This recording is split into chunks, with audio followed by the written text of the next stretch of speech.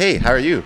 Introduce yourself. Hi, my name's Jasmin. Nice. We're here with Finders Keepers Classics. Nice. Jaron, here with Finders Keepers Classics. All right, so what does that mean for anybody that's never heard of y'all? They're like Finders Keepers. They're like an antique store? Kind of, right? Yeah, basically. Antique classics. Antique Yeah, classic classic. cars. Cars, yeah. Cars. So tell me more about the business. Tell me, are y'all a couple or are y'all Yes, together? Okay. my fiance. All right. Oh, congrats, man. How long have you been engaged? So we work together. AKA it's hard. Yeah. Yeah, I get it. My wife's in my industry too, but we don't necessarily work together all the time. But we're in that world to where we get it. If she was here physically all the time, because she's a realtor too, we'd probably tear each other's head off. Yeah. Yeah, we have very different personalities. He's more of the creative mind. He has the imagination. He works in sales, marketing, advertising. So a lot of the creatives that you see on Instagram, Facebook, a lot of the advertising. That's AKA she handles the bills, bro, right? Yeah. Is that what it is? Yeah. She Yeah, handles so- I'm not the number guy. So I don't handle deal the with numbers. business side. Very pretty cool. much. So tell me more about the business and when it started. I know this year's been huge for y'all, at least outside looking in. And I don't know y'all whatsoever. I only know y'all through social media. We met each other here and there. But the reason why I wanted y'all to come in today, because I think y'all been doing a lot of great stuff. Y'all been doing things that people dream about, or man, that'd be kind of cool if I could do this. And I think a lot of people have dreams when it comes to their daily life and work, right? It's like, what's that old saying? Like, if what is it? If you love what you do, it's not work. And a lot of people go, well, I wish I could just like start a food truck, or I wish I could just go barbecue. I wish I could do this. Is this something y'all are passionate about beforehand, or you kind of just fell into it? I was passionate about it beforehand. Cars, we grew up on cars, classics. Oh, he got the car, I like the car. Stuff like that. Seeing your elderly, your peers with nice classic cars and stuff like that. So I pretty much always. Where are you originally from? I'm from here, Corpus Christi. Okay. Yeah. So what cars were you seeing around town that you fell in love with? Buick Park Avenues, Chevelles. Hell yeah. What else did we see back? Oh, lowriders. The Of course, stuff on it's the the hip hop lowrider music scene. videos. Basically anything on Bikinis, MTV, all right? that. Yeah. Everything part to MTV Cribs. Yeah. Dude, when MTV Cribs first came out, occasionally I'll throw that on YouTube and I'll put it on. And you see like some of these older episodes, they're like maybe 15, 20 years old. And you see some of the cars they had and you see the houses. It looks like your typical older house that someone has now, like in King's Crossing to the Lakes. I'm like, damn, I remember back then watching, like, it was like Ice Cube or Lil Snoop Wayne, or whoever. Yeah. When Lil Wayne had the best. They all had excursions, or they had like the big old limo Hummers, and you're like, oh my god! Now you look at it, like looks like they're falling apart. Prowlers. Yeah. Oh, the Prowler. Remember that episode with there's a Lil lot of Wayne? episodes with like those. There's one hit wonders. Yeah. Do you have people that come to y'all? So explain what y'all do. Like, do y'all seek out vehicles? Do you have a lot, or how does it work with y'all? We have a classic car lot. We're an actual dealer here in town. We buy and sell classic cars. We maintenance them mechanic wise. What's the criteria to be considered a classic car? Because I've gone places where it's like you have your muscle cars, but then you have like your square bodies, which is like a Chevy truck, an old Chevy truck. We have a lot. We have those too. Classic. Anything classic. What's classic? 40 years and older, something like that. Anything over 25 years 25 of age is considered a classic. Okay. But now we're going into the 2020s. What was considered classic back then is not necessarily, now like we're seeing the square bodies, the They're box starting to Chevys become classics. Isn't it weird? And I'm sure you talk to people about this all the time. Because growing up too, I used to see those cars here and there, and I remember 6th grade getting dropped off at Bradley Middle School in San Antonio, and my grandpa had a blue POS Chevy Silverado C100, and it was loud, and it was like the interior was just tearing apart. Grandpa, just stop right here. Just stop right here, and we're gonna walk. Me and Gino would walk to school because it was so loud. And now looking back, I'm like, dude, I would give anything for that car. Yeah. But at the time when it wasn't a classic back then, it was a piece of shit. It's like, do you have people that are re-looking for the cars they once had? Oh yeah, or that grandpa had it and they want to surprise them, or something, something like that. Or they mom used to have it, they had to sell it due to financial issues and stuff like that. So now they got the money, they looking for it again. So I have a 1971 Chevelle, and I think you've seen it, right? Seen it, And my plates, it's NT for sale. And the reason I have that is the reason I even wanted the car in the very first place was because my dad was the same way. He would talk about vehicles that him and his brother-in-laws and my mom had and my grandma had, and everybody had all these awesome cars. Yeah. But I would ask, where are they at? Like, where these cars at? He's like, times got hard. Yeah. Taxes, I had to pay bills. I had you. I'm like, hey, don't blame it on me. Just different little things that they had to, give up and sacrifice. Right. And so when I got mine, I'm like, I'm putting it on here because no matter how hard things get, it's just a reminder for me personally. And I look at it, even if I don't drive it, it's still a reminder. Right. Hey, get out there. You go do something. You can't, if it gets to that point where I'm gonna have to sell it, you better get your ass up and Yeah. do something else. Yeah. Mm-hmm. Yeah, that's a good way to see that, the Chevelle, because I most definitely was going to ask you, did you want to sell it? No, I just can't, man. And I get the reason I got the plates too is you see a lot of like old heads. You see a lot of people here in town, and what do? When you pull up, they're like, "How much? How much?" Because they're not easy to find sometimes, especially in a good condition. Like it's sad to me when you're driving down Hawley. I just bring up Hawley because I've seen them there before. They're in these car lots where you see these cars dying, right? And you're like, man, what are y'all doing? Look what you have. So the cars that y'all get, are they really coming in good condition? Oh, yeah. Because you're seeking them out that way? Yeah, we're good. Looking for them in original condition or the best condition they could be in, because we don't restore and stuff like that right now. So how does that work? Is it like a network of people that you have? Yeah. Yeah, and people pretty much reach out now. We already laid Well, especially with like the internet, right? Yeah, internet, yeah. They'll get in the inboxes and, hey, when I come across stuff, because, we pay finder's fees too, so they basically get I feel like my heart compensated. is going like a million miles an hour here. I'm excited because I want cars. It's probably a lot to do with all the caffeine in here. So I'm going to slow down for a second. You just had the same one. I don't Ghost? think it's the same. Orange creamsicle? I could have. You did just have that one. Oh no, I'm like an endorse for this. I was at Stripes. I was at Stripes, and these This two is older not a men. paid advertisement. These two older men were like looking at Red Bulls, and you can tell like they just never drink energy drinks. So I'm like, nah, put that away. You got to get one of these. They're like, I can't have sugar. I'm like, there's no sugar in it. That one looks I good. can't have calories. I'm like, there's no calories in it. Orange cream. Oh, it's like one of those little popsicles. Yeah. Oh yeah. Creamsicles. I eat the whole box. Yeah. So okay, Yeah. back up. So when y'all started this business together, how long have you had the business? 2 years. 2 years. Yes, sir. And did you ever think it would go towards that yeah. now? Well, Or was that the hope? I always knew it'd end up there because I know the work I put in for Hell yeah. it, for it to be there. So I knew it'd get there, but I didn't know it was gonna go this fast. So What has been the hardest part so far in the last 2 years that y'all have had to overcome? structure? What do you mean by structure? Like Just systems? getting organized, systems and stuff like that. Is that something Systems. that you've taken on your side, or you've taken on your side? Oh no, I'm just a go-getter. I was just out there doing it. I ain't have no systems or nothing like that. Yeah. So in terms of how I got into the business, Jaron had been doing it now for a year, and it started off as a hobby and for him, and so we started to notice like, okay, this is going fast. This has the potential to be something. So. How does it start off as a hobby though? Like, did you have cars that you were selling, or people were calling you to find things? He just bought a car. No, I just bought a car and they offered me like triple what we paid. Sold. Sold. yeah. Yeah. The No, next day. no emotional attachment, nothing like that. Yeah. I wanted it, but shit, I rather had the money. But you had no intentions when you bought the car. What was the car? It was a 75 Caprice, the one that's on this one right here. Oh, the one that's on y'all's logo? Our logo, yeah. Hell yeah. So you had no intentions, and then who ended up buying it? A guy from Houston. Mm-hmm. Yeah. Oh, really? It wasn't even someone local? Nah, Houston. How weird. Yeah. So I used posted to, it, I think. Yeah. I used to work with a guy named Rex on a radio station, and at the time when I was working there, he was a big Craigslist guy. This is yeah. before Facebook Marketplace is what it is kind of now, which is kind of like the Wild West, I would call it. But back then, he was really into motorcycles, and it was wild to me when he would take this motorcycle from like Cycle Plaza, just a basic motorcycle, and he would do so much to them, like adding lights, and he would do body work, and he would do all these different things. Like audio systems, and then he put it like on Craigslist, and I knew how much he bought it for because he was nonstop talking about it, and he's like, oh, this guy just offered me this much, like double. I'm like, what, for putting in some LEDs and da-da-da? Not taking away from what he did. I just didn't know there was a market for that, for people taking cars and flipping them, and these are like new vehicles. These are like new. He had a, what's the one people had for a while, 3-wheeler, Slingshot, right? Slingshot. Is it Slingshot or Can-Am? No, not that one. Not the not one that that. looks like a motorcycle. Gotcha. It's a slingshot. Slingshot, And it has kind of, some of them have like little convertible tops, some of them don't. It's a two-seater. Yeah. He bought one of those, did the same thing, put a bunch of lights in it, did all this crazy work, sold it for like 15 grand over. I think he only put like a couple grand into it. And I was like, this is amazing. So the cars that you're bringing in, are you doing any work to them, or they're just cars? Basically servicing them, that's about it. Most of the cars we get been sitting for years, 20 years, stuff like that. Just tighten up the engine and make sure it's roadworthy. So are you a mechanic by chance? No, we have mechanics at the shop.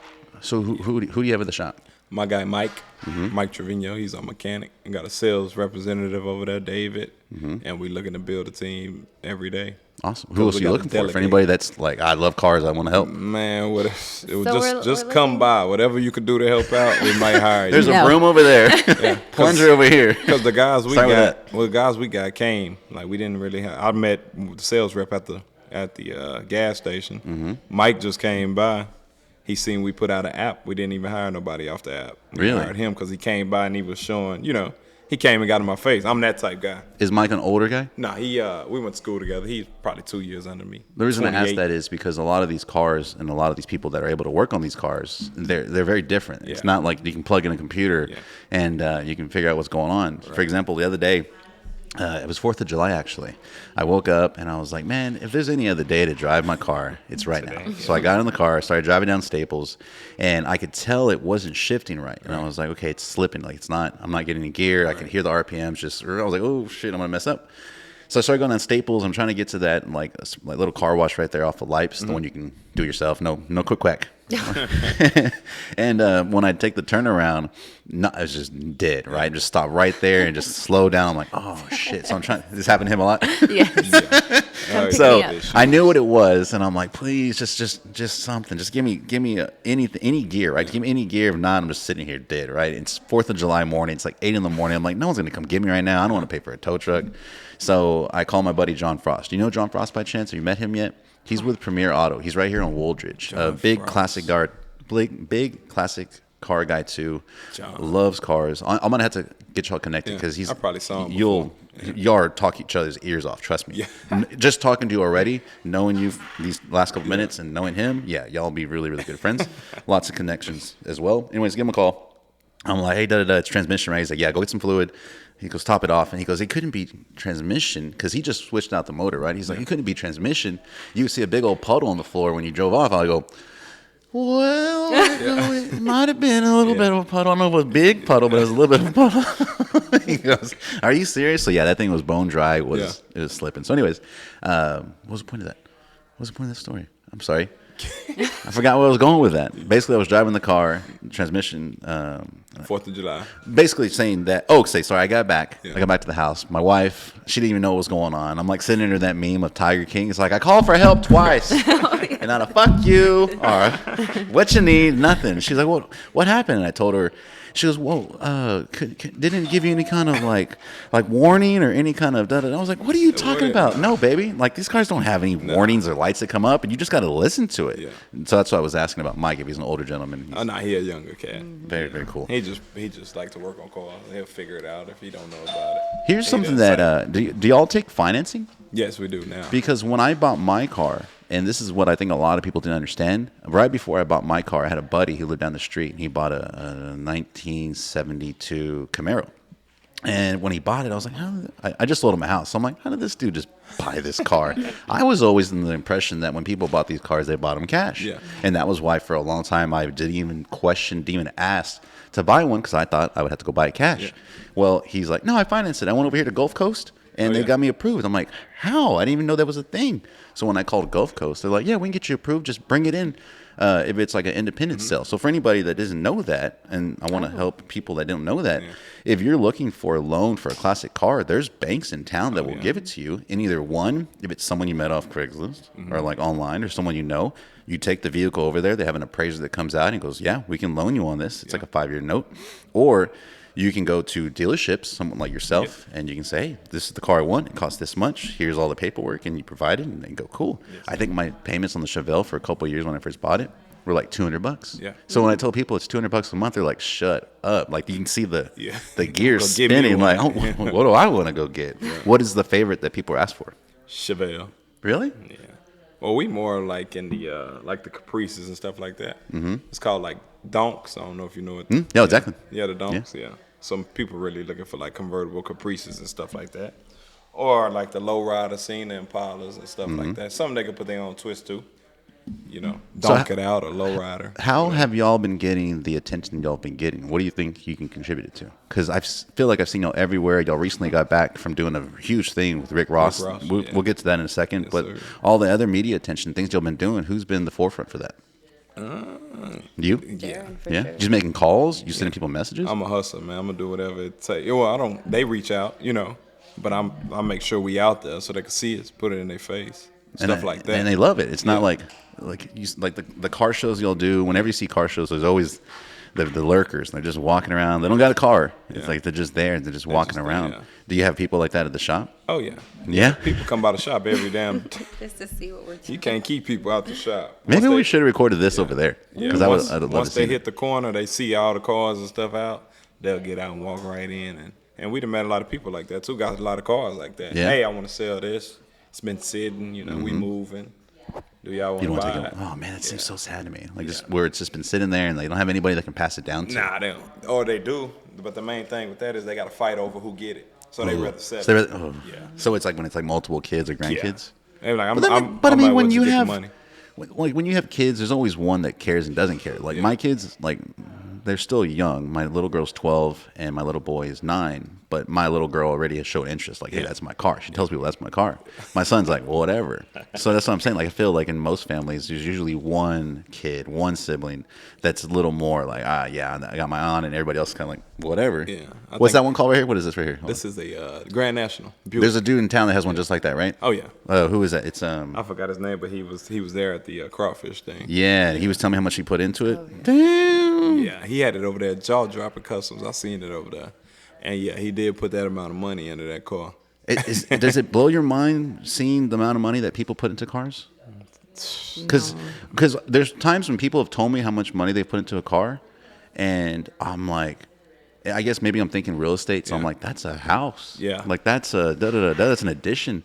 Because I'll be transparent, like with my car, I don't feel like I've put a lot into it. Yeah. I got really lucky with a good build. I got really lucky with a car that was in good shape. And then over time, when I decided to be a dumbass and blow out my engine, I had to buy a new one. And I was like, okay, that wasn't crazy price. But I've seen people where they're putting so much into it, like you said, just for it to sit there. And I know some people are taking them to car shows and they're winning awards. Like, are they winning that money back? Like, is there a return on that? I don't know. I'm not trying to talk anybody out of like doing what they want to do, but like what, $20,000, $30,000. Some of these car shows they win $20,000. Yeah, At the Rick Ross car show, they won like 100,000. So let's get to that because when y'all know Martin, right? So I think I was watching Martin.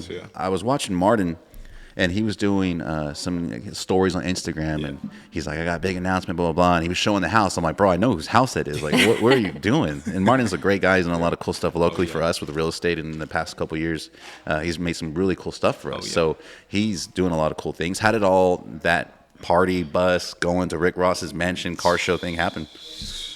Well... So that's a car show is what you're saying, right? Yeah. I basically said we going this year because we missed last year. We can't afford to miss it because that's what we do, you know. So how many cars y'all take? We took one. Oh, what? Yeah, we just took one. I thought it made it look, just outside looking in, I thought y'all just supplied all the cars. I'm like, look at this guy. He's taking a whole convoy. He's got the big old 18-wheeler. Don't get it wrong. The car that we took was a $200,000 car, but there was mostly we went there to promote. We went there to sell, not to sell shirts, but just to get our brand out there, our name out there. So we had fantastic job there. because I was like, these people are running this thing. Like I didn't see anybody else or think it was anybody else besides y'all. So there was just a bunch of local companies, not local, but like national companies that were going to take their cars out, and it's a car show. Yeah, it was a car show plus like vendors were there, you know, promoting their brand and stuff like that from all around the world. So it's just good connections and marketing and stuff like that. When you say brand, is it just like dealerships like yourselves, or is it actual brands like gear and merch and stuff like that? No, it was all kind of cannabis companies, eyeglasses. Oh yeah. Really? Yeah. And barbershops were out there, mobile, and they sprinters doing haircuts. Really? That was crazy. So it was like a festival. It was a festival, Yeah, yes. pretty much. Entrepreneur festival. Yeah. That's what it was, basically. And Y'all could have came out there. How weird. I don't know. Yeah. Like there with my tent, my open house sign. Yeah. Yes, Yeah. there was realtors, It was realtors out there? passing their Yeah. cards out. I mean, when you think about it, the only people that were there had to pay $500 a ticket to get in, just to get in, That's how much the car show was? just for the one person. It So was $380. Is that, wait, 380. is that people just spectating? Yes, Yes. those are for spectators. Everybody got to pay to get in. So you're not going to come for no reason. I'm glad they made it like that. Yeah. So if you You were gonna pay. there, you were there for a reason. So the vendors that were there also for a reason to build their brand and to get their name out there, to get their business out there. There was people that had products, that had IPs on products, there was all kinds of people. It was a great experience. So far in the world, so far since y'all been in this world, was that the funnest thing? Yeah. Yeah. I don't think so. Just to see it was just beautiful to me. Any other celebrities there? Oh, yeah. Lil Baby, 2 Chainz. Bringing cars out or just there? They was just there walking past us like nothing. You don't know who celebrity Meek out Mill. there. Meek Mill. Really? Who else was there? It was all kind of All of MGM. Gucci Mane. Gucci Mane. Everybody was there. How crazy. Tyler the Creator. Tyler the Creator. They were all just walking around, walked past our spot. Well, they came out, lost studs, stuff like that. I think cars are one of like those universal things. Poor, rich, whoever you are, like wherever you came from, there's a certain car that either was part of your childhood or it was a part of like your aspiration. That reminds me, have you seen, there's this girl that's on TikTok. Her name's Bobby, Bobbi, and she is super awkward, but she does like these interviews with celebrities. And the most recent one she does with Drake. Have you seen this? No, I don't even have TikTok. Oh, don't do it, bro. Don't do it. So she's doing these interviews, and Drake asks her like, "Hey, what's your dream car?" And she's like, "I don't know, like a Honda." He goes, no, like, what's your dream car? She goes, what do you mean? And she's super awkward. She's like, I don't want to drive. He goes, oh, so you want a driver? Is that like what you want? She's like, I don't know. You got a driver you can give me? He's like, she's like, do you have a female driver or you only have male drivers? He's like, I guess I only have male drivers. And anyways, the point being is that I think everybody has like a dream car or a poster they're growing up. So growing up, you said yours was the Caprice? Nah, man, I was a Buick fanatic. Cause my first car, what I had, I had a Buick at first, but it was all raggedy and shit.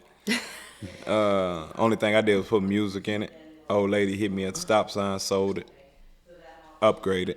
Oh, okay. Yeah, lady ran the four-way and bam. Then I sold it for more, and then I got a check from the insurance guys. Hell yeah. What about you, Jasmine? What was your dream car growing up? You know what? I've never been into cars. What? That's not something. Oh, what's happened? What? No. What? Never been to cars. No. So never. I mean, now I have a dream car. Okay, what's your dream car now? And now I want a G-Wagon. Oh, okay. That's. She went from no dream car to not really liking cars to I'll take a G-Wagon though. See, I've never been I've never been materialistic or into. But she picked a G-Wagon. Okay, It wasn't like a Ford. He introduced me to the world of the finer things. What's your dream car? Tell him your dream car. I don't really have no dream car. You want a Ferrari? Because I'm a get Ferrari? Okay, ain't a dream. It ain't a dream. I'm coming for it. Ferrari, 19, 18, something like that. That's the only car I really want. Other than that, I ain't gonna have no emotional attachment to no car. Yeah. That's the one I want though, and that's the one I'm gonna get, Ferrari. And I'm gonna get a G-Wagon. You get a G-Wagon. So what else do y'all have in the works for coming up right now? Is there any of the big car shows coming up around town? We have a entrepreneur brunch on Sunday. Love that. Out Okay, of the tell Packery me. Channel. Tell me. Grill. What is all this? How did that come about? It'll just be like a market for vendors and stuff like that. Then we'll have cars out there. Then just a networking event At the Packery Channel? Yeah, right across like on the the island. beach? Like this is on the beach event? It's At the Packery Bar and Grill. Oh, okay. That big old parking lot out there where they dock off and go fishing at. Go right across the bridge and come back around. Yeah. Yeah, I like some details on that. That's really, really cool. Yeah. So the goal is to make it a monthly market kind of thing where people and vendors go out and then they bring cars also, and then they also have like food trucks that go out. And the goal is to make it something that happens every month just to help network and to help bring awareness to the businesses and the community. Yeah. So y'all mentioned earlier y'all are going to the locals list party tonight. Were y'all nominated? Did y'all win any of the awards? No, there actually was not A category? a category for dealerships. There's not a category for real estate either. Really? That's crazy. Hey, if y'all watching this and y'all on local list, add that for next year, Yeah, please. you got to get a car dealership. Yeah. That's most definitely real estate. What the hell? Where else are we going to live? I don't know. They just don't have that section in there. No, I'm saying like they should. Like how else are we going to live? Real estate is. The one that I was actually nominated for this year was the podcast. I was a little sad that I got runner-up. Oh, no. So I was like, dang. Who got first? Leading Ladies, what is it called? I think you was on theirs. She's like, I've been there. Yeah. Didn't you go on theirs? I don't know. It was Bitches Who Women Brunch, for Women. and then me. What is and it then No, that's not what theirs is Oh, I called. thought did you? I did say Oh, one, yeah. So there's one in town called Bitches Who Brunch, and they do a podcast. For real? Gina, who runs that one? Never mind. It's just tune that. Who runs? It's okay. Yeah. So there was a bunch of different podcasts that were on there, and then I think the year before that, I think like during COVID, I got like influencer of the year. I was like, what's an influencer? Yeah.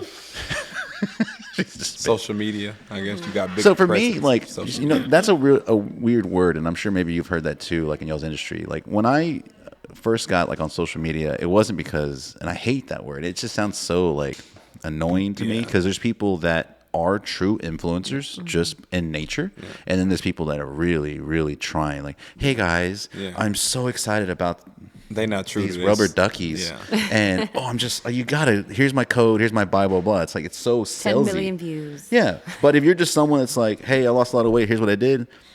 And people are like, man, that's a great program, or hey, that's a great supplement, whatever it is, and you're just doing it naturally, that's like a natural influencer. So for me, when they told me that, I was like, for real? Like, what am I influencing? Yeah. For me personally, and kind of going to what you were saying a while ago, I like the world of entrepreneurs and small business people. Right. A lot of the people that we've had on this podcast, including y'all, have been small business people. Right.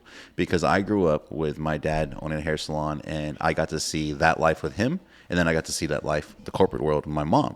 And so the self-employed, owning your own business world was the one that I kind of was more attracted to, because I don't like being told what to do. And I was like, I'm going to go that direction. For y'all, what other jobs have y'all had that kind of led this way?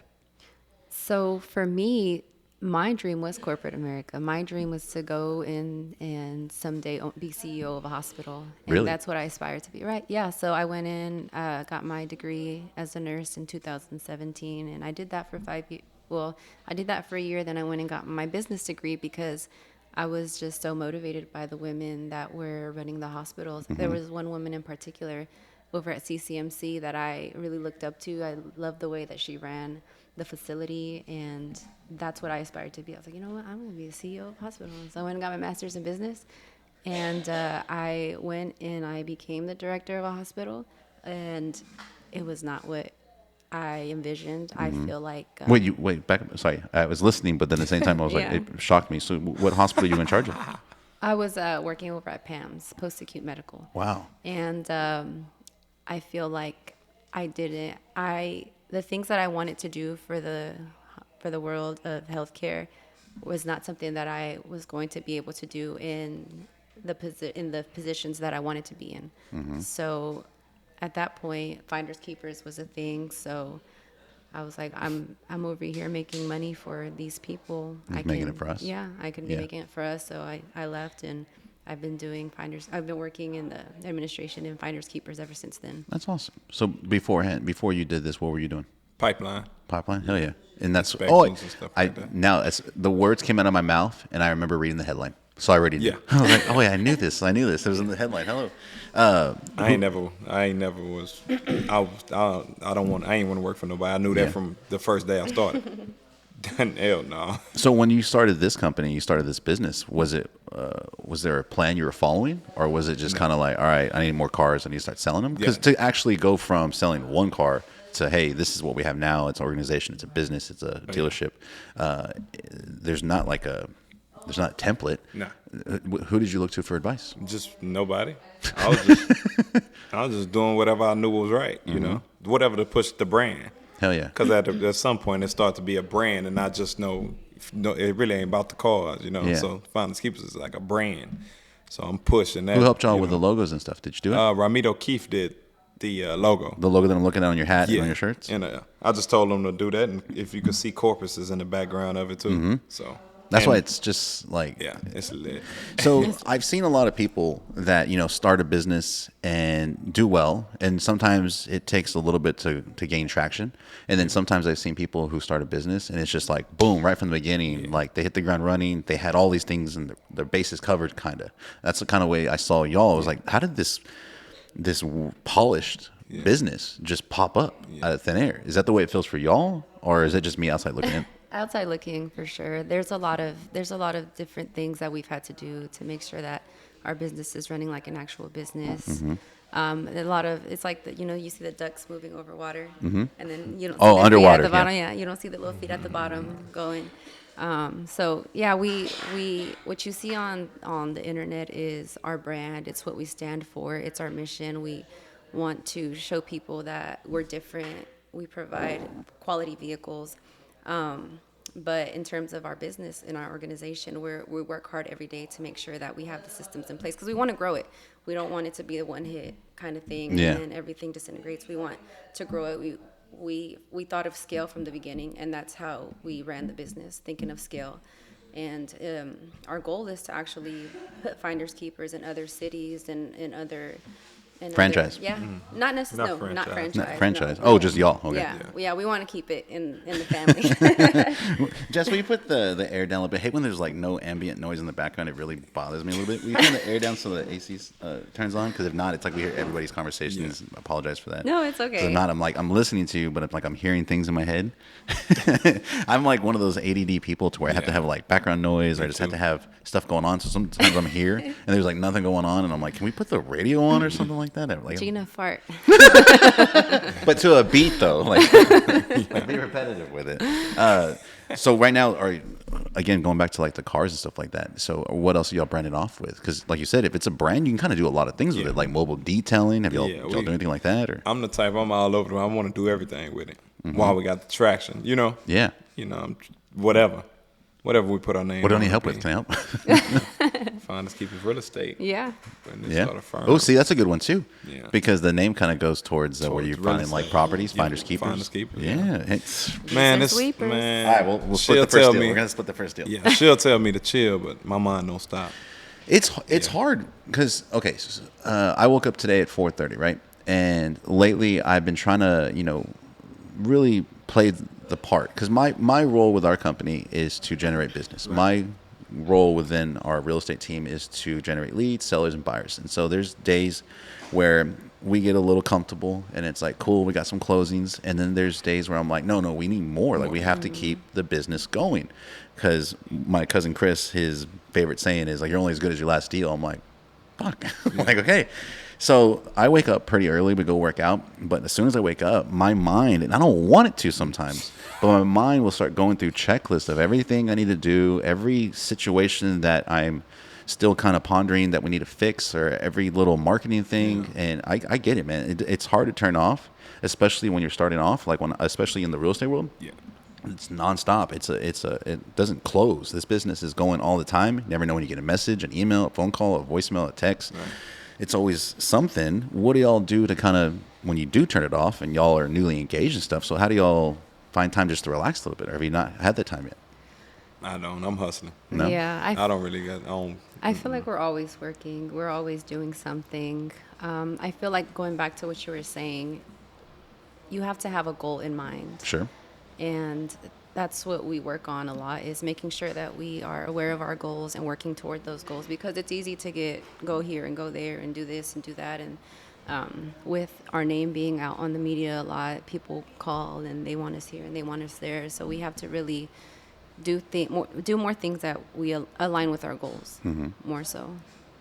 And we like giving back and stuff, Yeah. too, but when you got 100 people asking you to give back, that can be difficult. And running your own business, when I was younger, and I would see the lawyers and the doctors and these different companies who would sponsor events, as a kid or someone on the outside, you see that name at the top of the T-shirt or at the top of the flyer, or so-and-so presents, and you see these different things. You don't really think of it as, oh, that's someone on the other side that probably got hit up a million times for a million different things.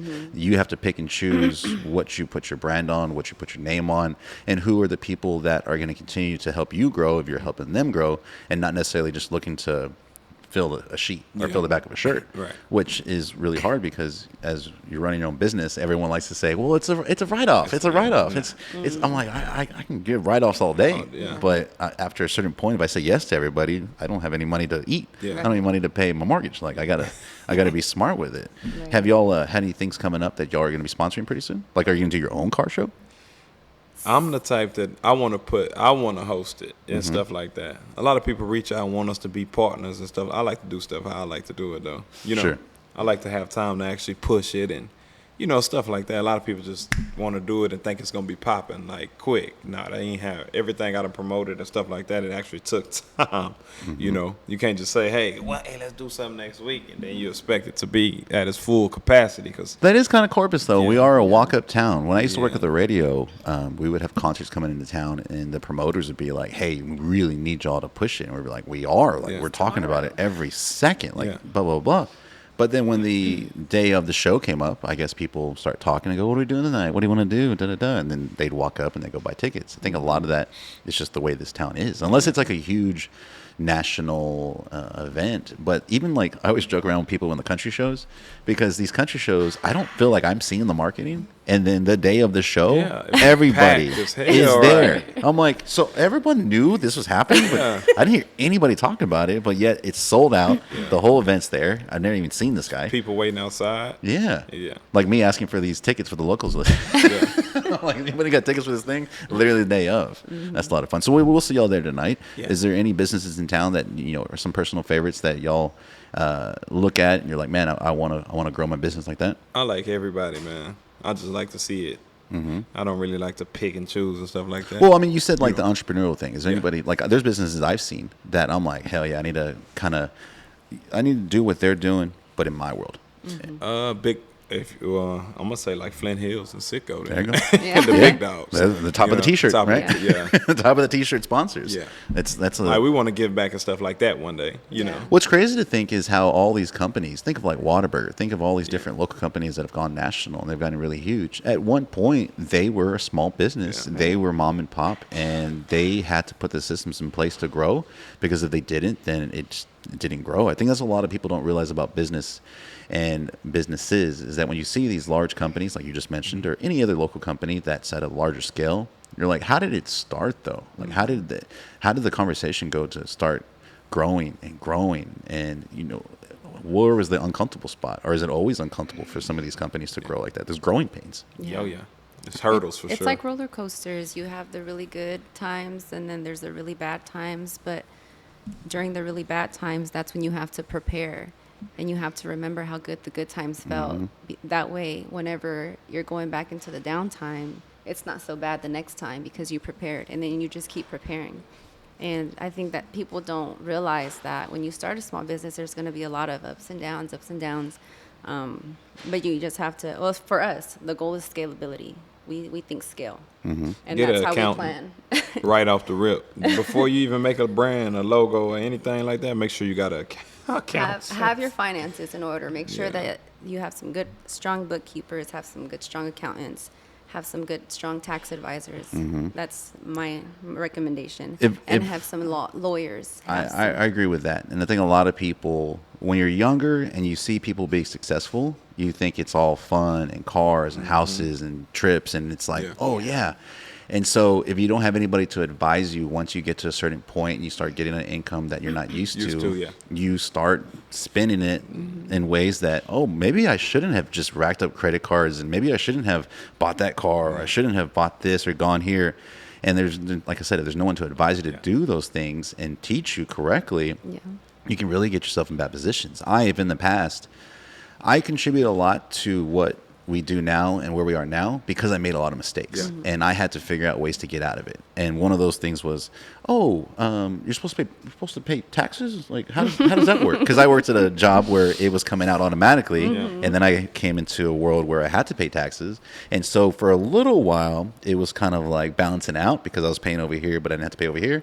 And then as things got larger, and I was like, how much do I got to pay? How much I owe? What the fuck? Well, I don't have that. I don't have that. So I had to figure out, okay, well, I need to sell more, and then selling more or doing more contributed to, all right, you did it, but now you got to pay more. Exactly. So yeah, you're exactly right. There's a lot of things that people don't think about when it comes to running any type of business, that they see all the good stuff. They see all the fun Instagram stuff. Hire somebody. Yeah. You can't do everything by yourself neither. Hire people ASAP.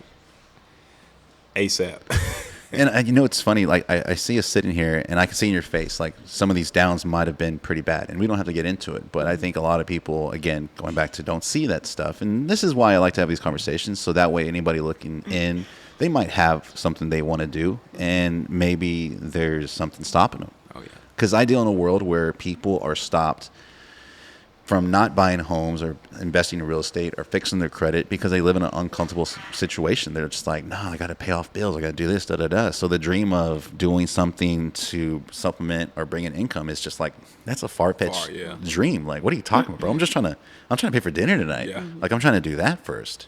And to start their own business, it's definitely a journey that you have to, it's not for everybody. I'm sure y'all already told you that. Have you had anybody that's like, because I get people all the time like, I want to be real estate. I'm like, do it. Like, go do it, and then come back to me. Like, just go do it. But it's not as easy as people think. Yeah. And it's something that's fun as y'all do. Like I said, I'm over here looking at like all the parties and the festivals and the cool cars. I'm not seeing the, all right, hey, do we make any money on that car? Because y'all ever have situations where margins are just really small? Yeah. Yeah. All the time. What's the biggest margins? We can get more of those cars. I'm kidding. Yeah. What's the biggest? Shit. We've I had couldn't some believe good it. margins. What do y'all have on the lot right now? We got, damn, what do we have? We have a 1971 Chevelle. Mm-hmm. We have a We just sold a 71 1944. SS Chevelle convertible. How much? 65. Ooh, for real? Yeah. What color? Gold and black stripes. SS, I like bucket seats. They drove all the way from, where they come from? Denver? Denver, yeah. Did they tow it out or they drove it out? They towed it. Before I bought my current car, I had told my wife, I go, babe, there's this Chevy Nova. It's in, it was in New Mexico. No, wait, hold on. It was to the west, so it was somewhere Mississippi. I'm sorry, east. I go, we're gonna go get it, and we're gonna drive back. And my buddy's like, no, bro, you're not gonna go to Mississippi. I was like, yeah. I looked at the trail, and we can pass by New Orleans, and then we can come to Austin. He's like, no, because you can't go buy a classic car and like drive it halfway across the United States. I was like, oh, okay, I didn't know that. So everyone got robbed in Louisiana. You think? I don't know. I'm glad I didn't go with the Nova though. Nova's ended up smaller than I thought it was gonna be. Yeah, don't go through New Orleans or Louisiana with that on the trail. I saw a couple of days ago, y'all had a friend of ours on y'all's podcast. So tell me more about y'all's podcast. What are y'all doing with that? Just giving people a platform for the most part. Like small businesses Small or just people in the business, community? Anybody. You know? Yeah. What is the podcast called? Dreams and Classics. Dreams and Classics. Running Good- it with good my name. boy Fox. Yeah. Who's He's Fox? real estate too. Really? Yeah. Is he a realtor or just investor, wholesaler? He's a wholesaler, realtor. I think he all that. Everything. Yeah, they He got kind of like- have to be these days. Yeah. Yeah, they kind of investment group. Cool. Yeah. Very cool. So we just started that and just to give people platform, man. If you want to come on, come tell us your story and stuff like that, and get out there because we'll post it. And hopefully you get some exposure. Who's a story y'all been following lately? Is there anybody y'all follow as far as like celebrity or that world? You said you're not on TikTok, but you're like on Instagram and all that stuff. Following somebody's story. Well, I mean, like story, like, you know, I've had times in my life where I feel like I needed the inspiration, and there wasn't people within my circle, so I had to find people outside of my circle, either online or just in general, where I had to go see how they're doing things, because there's times I've known people and I've seen what they've accomplished, and you're just like, how? Yeah. Like how? Like what are you doing? Like how are you doing these You things? just don't give up. Yeah, but it's easier said than done. Yeah. It's like, don't give up. No days off. Yeah. Like, it's easier to post a quote, but to actually wake it. up early and consistency and doing it every single day, the discipline of a lot of things for people, like losing weight. Last year I had a big journey where I lost a lot of weight, and when people are like, what did you do? I was like, I did every single thing you probably don't want to do. Every day I did the same thing. I drank this, I ate this, I worked out, I went here, and anything that deviated from that plan, I just said no. I had to say no a whole bunch of times. Is there some things you've had to sacrifice while y'all been on this journey? Oh yeah. Oh, absolutely. Like what? I mean, tell me. Definitely had to sacrifice a lot of social gatherings, and Mm-hmm. that's why we say we're very picky and choosy about where we go and where we spend our time. I'm big on energy. I don't know if you guys are very spiritual or not, but I'm very big on the energies that you surround yourself with are the energies that are going to be placed into your life. So yeah, a lot of the social gatherings we've had to kind of put to the side and say no, and sorry, we can't go as much as we'd love to, because everybody wants to show up for the party, but not everyone's going to show up for the hard times. Yeah, exactly. Do you drink at all? Oh yes. So if you see us work hard, we party even harder. Okay, so nothing against like drinking. No. Yeah, we love to have a good time. We're big into the scene. We'll go I'll take out. breaks sometime from drinking though. It's, I think when you're younger, like when I was younger, it was fun going to the club. Like me and my wife, we met at the club, right? So for a large part of our life, at the very beginning, no kids. I worked on the radio. There was always an event, Something, always a concert, always a party, always something. every day if we wanted to. And we indulged quite a bit when we were younger to where it was like we lived that lifestyle where we went out, we drank, we hung out, and we didn't wake up till, or I go do the show and then I come back and nap till like 1 or 2 in the morning. I mean, in the afternoon. And, you know, we grow up and you have kids and, you know, lifestyles change. And it sucks when you go through those changes and then people around you, like you said, don't change. And it's like, what are you doing? Like, there's buddies of mine that I've known for a really long time. Still, I mean, they were buddies, and I still see them doing the same thing. The same stuff. Like, they never put a goal in front of them that said, this is what I want to do. It's like, no, this is kind of what I want to do right here. I'm just going to keep doing the same thing every single week. And then they question, well, how come you have those things? How come you do this? How come you have this? Like, because I put it in front of me. I put those goals in front of me. And like you said, the energy and the attitudes that are around you can really affect your mood. They can really bring you down. Even when you don't think like, oh, that person's bringing me down, they are. I saw an interview yesterday. You know who Ryan Sternhead is? No, I don't. Ryan Sternhead is a big broker out of New York. He used to be on $1 Million Listing. Super successful real estate broker in New York. And he's incredible, right? He does a lot of like these motivational talks, and he had a 16-year-old that was there at one of his talks. And the 16-year-old said, hey, so as someone that's 16 years old, trying to be in this industry and trying to grow and be successful one day, what is your advice? And his advice to this kid was, you have to surround yourself with people who are doing the things you want to do. And in your life, as you go through high school and as you go through college and as you go through your adult world, you're going to be near people, either coworkers or employees, that maybe aren't the best people to be around you. And it's nothing against them. It's just that if you are one of those people that know you don't want to be like that, you have to remove yourself. And it's hard. It's really hard to remove yourself from the tribe because you're like, they're going to think I'm a weirdo. Yeah. That's just what you so used to it. That's all.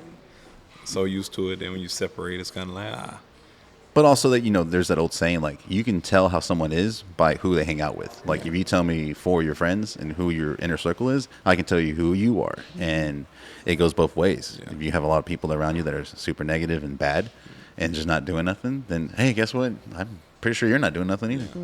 Or you won't be. You won't be, yeah. So when people ask, you know, well, where's I getting with this? I guess I feel like a motivational talk now. I think it's just been a lot on my mind lately because I've been trying to step things up. And, you know, like you said, it's your mind's constantly racing to making sure you're taking care of everybody around you, especially when people start to depend on you, when you have kids and you have associates and people that are like, hey, let's fucking go. What are we doing? It's a wake-up call. So you kind of look for motivation here where you can. That's, I guess, what I was getting at earlier. Is like, who's motivating you? Oh, yeah. I'm big into books. I read a lot of books, a lot of self-help books, financial literacy books. I actually have a financial literacy book club. We have an event. Really? Yes. Tell me about that. Yes. Wait, you have a book club? Yeah, it's a book club. They don't let men in. Is it women only? Yeah, so it's a women's only financial literacy book club. And basically we read a book every month. So this month we're reading Secrets of the Millionaire Mind. It's a great book. It teaches different investment strategies. It teaches you about mindset. How to think about money, how to think about wealth, how to think about finances. And my goal with that is to inspire women and to empower women with financial literacy because it's a difficult topic. Sure. And we're on different stages of our finances and wealth building. So when you get a group of women together, all of them in different phases, you never know what you could learn. That's scary to think that, you know, we live in a world now where the information is there now. Sometimes people just don't know how to ask the question. But we also came from a generation where our parents were just figuring it out. I think all parents and all adults are just figuring it out. When you're little, you see them, you're like, they got it. But they didn't. My parents didn't have it together. They didn't have things figured out. They were going through it the first time, too. And so there's a lot of stuff that I learned from my parents, but not as much as I feel lucky enough that I'm going to be able to pass down. And so that's really great that you have a group that can share those things, and especially if people around them in their lives when they were growing up didn't teach them how to pay bills or balance a checkbook, or hey, don't open up every fucking credit card you can whenever you go to Kohl's, Macy's, Foley's. Where do I go all the time? They're always asking me, Dick's Sporting Goods. Yeah, it's like every time I go, I'm like, no, I don't want the credit card. Just give me my damn Nikes. I don't want it. And so want you to open that's really smart. Can anybody join this group? Yeah, anyone can join the group. The fee is you have to buy a registration to an event. So, and that lets you into the group. Where do y'all meet at? We meet. I'm picturing like a circle. No. I'm picturing like an AA meeting, like a people in a circle. Hi, I'm Gino. I fucked up. It actually is like that. No, but so we meet in intimate places. Yeah, so we meet at the Blue Clove. Cool. Yeah, we've been fortunate enough to be hosted there. So it's like them. a dinner too. It's not just it's okay. a cocktail hour dinner, and then we discuss topics covered in the book, and they're all revolving wealth building and financial literacy. And we invite speakers. So this time we have the Honorable Judge Ina Klein. Thank you so much for coming. Wow.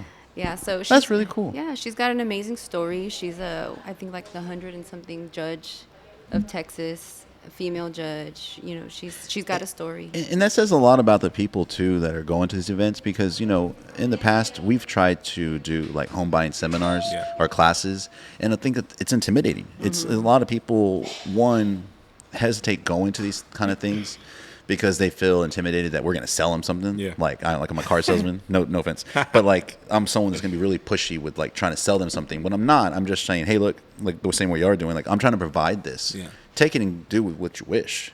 If you end up using me one day, great. If you tell a friend, great. But there's a lot of information that people can share. And I feel like most people that go through life and they figure things out, they have no problem sharing it. And I've told people in my industry, like, look, if there's someone doing something you want to do, ask them. Like, go, hey, how did you do that? And most successful people will tell you, here's what I did. They're not going to be like gatekeepers and go, oh, no, I'm not going to tell you how to do it. Yeah. But it used to be like that. It definitely did. It used to be to where people wouldn't teach you about stocks. They wouldn't teach you about finances. They wouldn't teach you about anything. Yeah. When it came terms to, oh, well, I don't want to tell you because then you're going to take a piece of you're going to take a piece of my pie, and I'm not trying to give you up. I'm not trying to give you the secrets. And nowadays, it's like it's open book, like literally open book. Yeah. There's so much content that's out there. Oh yeah, it's smart. What book club do you have? None. He's not a big reader. I don't like to read really. Not even audiobooks. Yeah, you can do audio. Oh, my ADD too bad. Yeah. Do you listen to podcasts? Will you listen to this? Yeah. Probably like 10 minutes of it. So last year, the way I was able to lose weight is I did a challenge called 75 Hard. Mm-hmm. And with 75 Hard, it was 75 days of no drinking, 75 days of reading 10 pages of a book, a gallon of water, stick to a diet, no alcohol, working out twice a day, right? And so for 75 days, that's what I did. So I got a chance to read quite a bit of books, probably read more books in that time than I did the last couple of years. Yeah. But a lot of them were either Tim Grover, you know who that is? No. Tim Grover is the trainer for Michael Jordan and Kobe Bryant. Oh, nice. Dude's monster. Mental, like he wasn't really like a physical trainer for them. He was more like a mental trainer. Nice. He has a really, really good book. David Goggins, you heard of him? Mm-hmm. David Goggins. Oh, the bald head guy. Light skin? David Goggins is a Navy veteran. He was a Navy SEAL, Army Ranger. Like literally every high class. I was going to ask you too, were you military? No, by the way, because I'll explain why I asked that. He's been like the top of all of the games, all the different. What do you call it? The fields. Like what is it called? Like there's Army, Navy, Air Force. I always see him. What is it called? Branches, yeah. Branches. I'm sorry.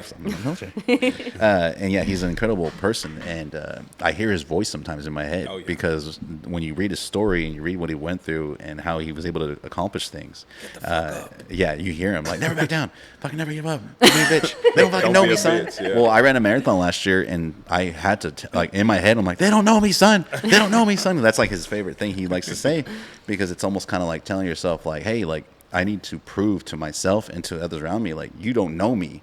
That person that you thought I was, that's not me. You don't know this person that I'm being right now. Right. So that was an incredible book, too. So I'm kind of into books I haven't read lately. I follow him on Instagram a lot. He always running and jogging. Monster, bro. He's doing like, he's not doing marathons. He's doing like Ironmans. He's doing like ultras. They're like 200 mile plus. 200 mile plus, bro. Like, and that's because they have trackers. They have people that are along with them. They like take shifts. They have people that are guiding them with GPSs. Yeah, like the marathon, that's the furthest I've ever gone. I've never wanted to do or have a desire to do 50, 100 plus miles. It just feels like you're torturing yourself. 200 miles. You think you can do that? Yes, you're a runner? Are you a runner? That I put my mind to. No, not. I mean, I'll run 2 miles, but anything after 2 miles, that you're pushing it. I think so. Jessica's a runner too, and she did her first half marathon. That was this year, right? And so it's definitely one of those things to where I met people that have said that, and then my wife was one of them. She didn't run at all, and when I signed up for the marathon, I signed her up for the half marathon because it was our anniversary. We ran this past June 4th in San Diego on our anniversary. So I signed her up because she had asked, like, well, we're going to go. What am I going to do? I go, well, you're going to be running too. And she went from no running to running, 10 plus miles a week, if not more. Yeah. But like you said, it's just a mind thing more than anything. I think running is. Right. You train your mind to, it's just you against you at that point, and who else to go up against than yourself? That's it. It's the only person we're battling against every single day. Yep. Well, guys, I appreciate y'all coming in today. I love the story. I love the attitude. I think it's what more people need to hear, especially if they're on the sidelines kind of waiting to get into the game. There's so many different things in this world and in this this market that if people have a dream for something, this is the kind of people we've had here. One of our last friends that came on, his name's Andrew. And they came in and they're starting their own barbecue business. It's called Full Send Barbecue. Oh, yeah, his barbecue good. Bro. And what's crazy, it's a very similar story. He just started cooking and selling it at the bars. And now he's got his own little spot downtown that he's growing. He's right next to Goldfish. Yeah. And it started with just, hey, we're just going to start cooking. So same way y'all had a story like that, there's people that are just waiting to write their own stories. So I want people to hear as many as possible. So I appreciate y'all coming in, sharing your story. Where can people find y'all's stuff? Instagram, finderskeepers.classics. Our website, www.finderskeepersclassics.com. TikTok. She runs TikTok. Yeah. I don't even. And what's y'all's physical location? 3802 Apollo. 3802. Oh, I don't know why I thought y'all were like a different part of town. I don't know why I thought I saw something. Right Way at Weber. Yeah. Yeah. I'm about to go by there. When are y'all usually there? All the time. Somebody will be there. Yeah. I'll give you all a heads up beforehand. I would like to go by there, check out some of the cars. I'll bring my car when it's not like a million fucking degrees outside. Bring it out Sunday. The Sundays? Sunday's the thing in Packard Chandler, right? Packard, yeah. Okay. The market. Are y'all taking any cool cars out tonight? No, it's too hot. You want to be drenched in our outfit. I don't even know what I'm putting on. It's Coastal Cocktail is the theme. I don't even know. Gina, do you know what you're wearing? Coastal Cocktail, whatever that means. A sundress. It's kind of like Miami Nights is the way I see it, like Havana style. Okay, Yeah, cool. That's what I'm thinking. Cigar stuff like that. Oh, okay. But cool. Well, guys, this is Gino's table. I believe everybody brings something to the table. Y'all definitely bring a lot. If you can do me a favor, grab one of our Sharpies here, and you can sign. Some of these don't work, but pick a spot, throw your logo, hashtag, all the Instagram handles, whatever you want to do. Y'all go ahead. But I appreciate y'all coming today. Thank you all guys so much. It was very nice talking to you. Thanks for having us. Thank you so much. Thank you for what you're doing for the community. Let me see.